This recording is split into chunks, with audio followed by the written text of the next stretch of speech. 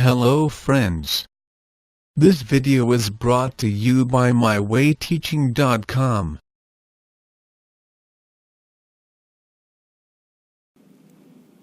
Now that we have studied about all the measures of central tendency, that is mean, median and mode,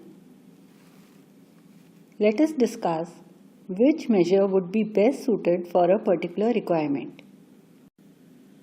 Let us discuss the mean. Mean is the most frequently used measure of central tendency because it takes into account all the observations and lies between the extremes. That means mean lies between the largest and the smallest observation of the entire data given to us. Mean also enables us to compare two or more distributions.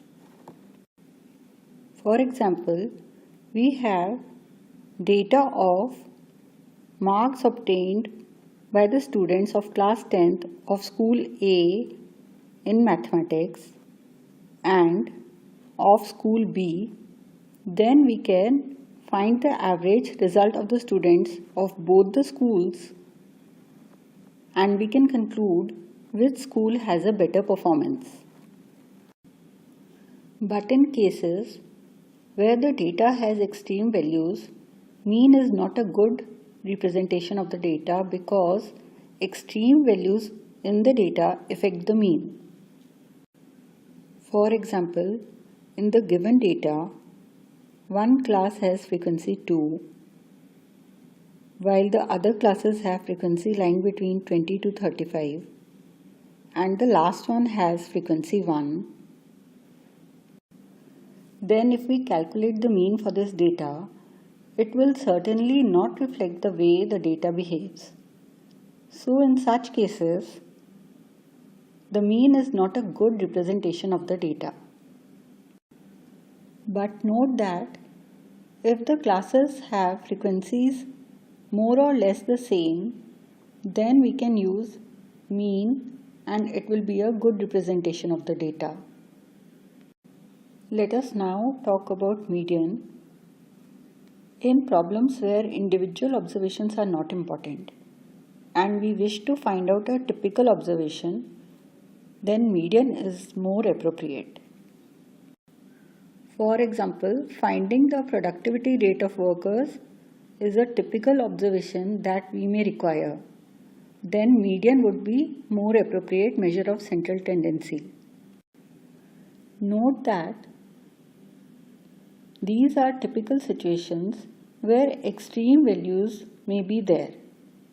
So rather than mean, we take the median as a better measure of central tendency. For instance, for this data, median would be better measure of central tendency as it has extreme values. Let us now discuss mode.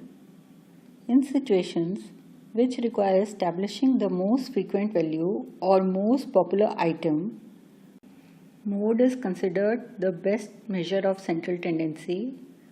For example, if we have to find the color of the vehicle used by most people of a building, then mode will be the best measure. There is also an empirical relationship between the three measures of central tendency, which is 3 times median equal to mode plus 2 times the mean. Let us now represent a cumulative frequency distribution graphically. We firstly start with the curve of less than type cumulative frequency distribution. Recall that in less than type cumulative frequency, we have 10, 20, 30, 40, 50, 60 up till 100 as the upper limits of the respective class intervals. Also recall that we found the cumulative frequency by adding the next frequency. For instance, we added 3 to 5 and get 8, 4 to 8 and get 12, 3 to 12 and we get 15, and so on. To represent this data graphically, we mark the upper limit of the class interval on the horizontal x-axis and their corresponding cumulative frequencies on the vertical y-axis. Firstly, we prepare the graph.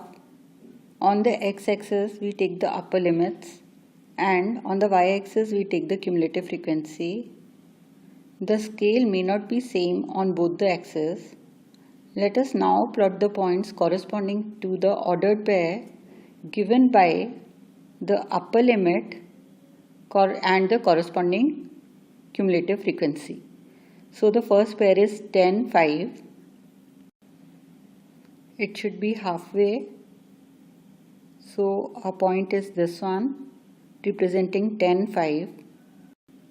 Similarly, plot the next coordinate pair, that is 20 and 8, and so on.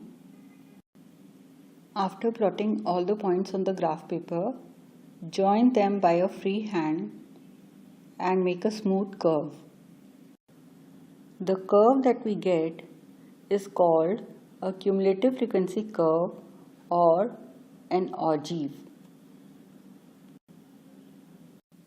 Ogive of less than type. Note that for drawing the ogives, it should be ensured that class intervals are continuous. Let us now consider cumulative frequency distribution of the more than type and draw its ogive. Let us recall that here 0, 10, 20, 30 and so on are the lower limits of the respective class intervals 0 to 10, 10 to 20 and so on. To represent the more than type graphically, we plot the lower limits on the x-axis and corresponding cumulative frequencies on the y-axis. Again, after preparing the graph, we plot the points, lower limit, corresponding cumulative frequency. So the first ordered pair will be 0, 53, second will be 10, 48 and so on.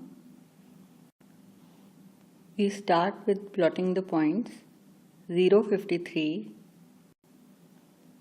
10, 48, 20, 45 and so on. Now join these points by a freehand smooth curve. The curve that we get is cumulative frequency curve or an ogive of more than type. Note that less than type ogive and more than type ogive correspond to the same data, and we must ensure that class intervals should be continuous.